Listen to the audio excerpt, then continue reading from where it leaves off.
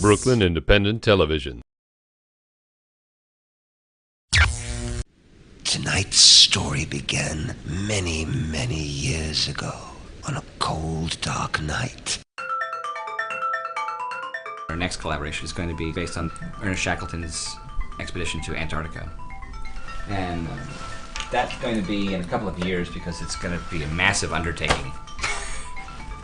A lot of the Shackleton thing is very much in the sort of theoretical stages at this point. We're just discussing it and how it's going to work and how to sustain that, something like that for an hour and change.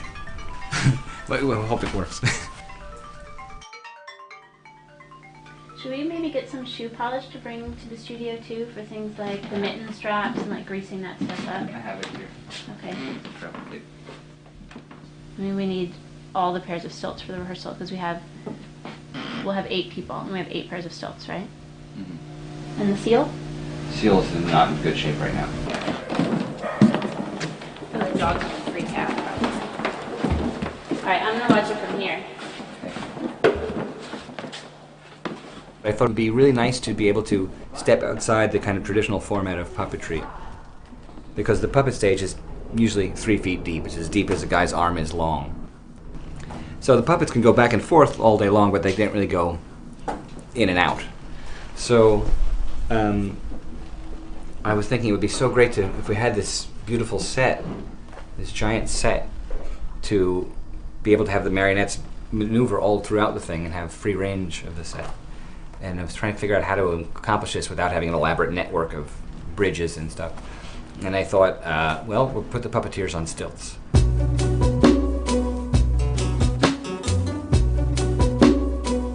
The puppeteers will be dressed in sort of white something that will look, I imagine, something between like a beekeeper's outfit and some kind of crazy kimono.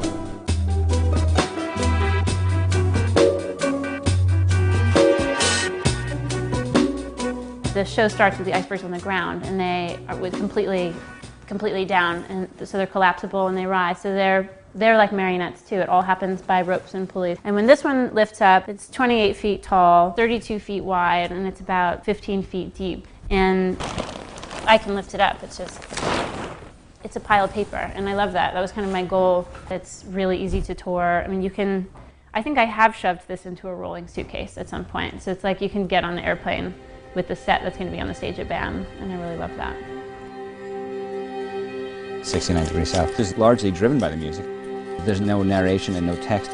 But when we play the piece live now, for some of the shows, particularly these shows in New York, my band, Skeleton Key, is going to be playing with Kronos Quartet recording and also by ourselves. Kronos' participation in the show couldn't be part of the live show because of largely their schedule. The guys already tour 6 months a year. So there'll be the recorded Kronos music, plus my band playing on top of it and in and out of it. There are 6 performers, and what we choose to do is hire dancers over puppeteers. Dancers, we've learned, are of course very in touch with their bodies. So we found that the dancers take to puppetry very quickly, and they have fun. Hopefully. In 1914, Ernest Shackleton and a group of 27 sailors and scientists went to Antarctica ostensibly to cross it. However, upon reaching it, their ship got caught in the ice and was ultimately crushed by the ice. And then the rest of the story is about their effort to get home, which miraculously they did. The theme that I'm most interested in and kind of the resonance that it has in contemporary culture is that of Shackleton as a leader and the kinds of choices that he made.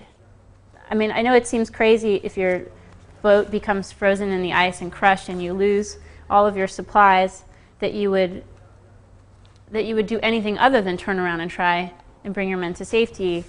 But I'm telling you, I've read every single novel about like North and South Pole, and every time you're reading it and you're just like turning the pages like, no, I know what's going to happen, don't do it. Like their sledge fell into the crevasse with their dogs and half of their supplies, and they just kept going. And at this moment, Shackleton decided to change his objective and turn around and save his men. And that's why we call the place 69 degrees south, because that's the latitude where his ship sank. And how he chose to react in that crisis is what we were interested in focusing on. So we were thinking, well, what is the 69 degrees south of today? What tragedy has befallen us that we can choose to respond to or ignore and soldier on blindly as we have been doing? And for us, we're choosing to focus on climate change because it's very apropos considering Antarctica. There's a grant the National Science Foundation gives to 6 to 8 artists or writers a year. They send scientists all over the world for research, but Antarctica is the only program in which they choose to do this. And somehow, miraculously, we got the grant. We wanted to make field recordings of sounds, and then I was there to document the light and the topography and kind of research for the lighting design in the video. And then we spent a lot of time with scientists there, talking to them about their work, and kind of learned that actually the majority of the work being done there is related to climate change. You can take any minute of any one of those days and turn it into a movie. So where do you begin? So there's no logical place. It's just an amazing story. So we wanted to tell it in a very gestural way and sort of focus on the things that support the aspect of the story that we were interested in telling, which is largely about the camaraderie and their love and understanding of one another and of their environment. And these are the things that we think are relevant to how people are behaving today. There's a passage in the diary of the ship's machinist and stores keeper, which was written, I think, the day before they were rescued.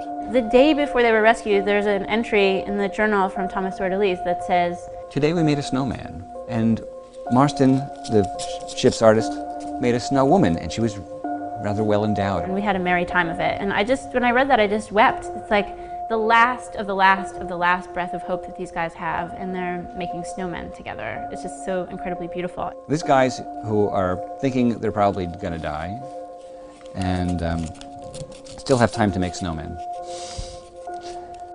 Puppets have a great ability to do something that even the most gifted actors can't do, in that they can be such a blank canvas that however willing the audience is to participate in their story is how deeply they can emote that story.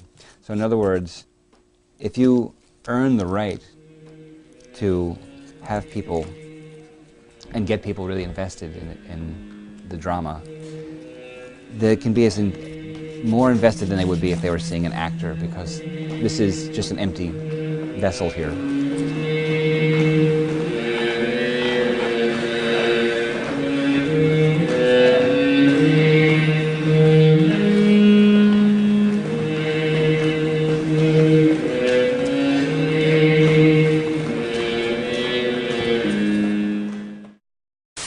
Download this program's podcast on iTunes. Keywords Brooklyn Independent Television.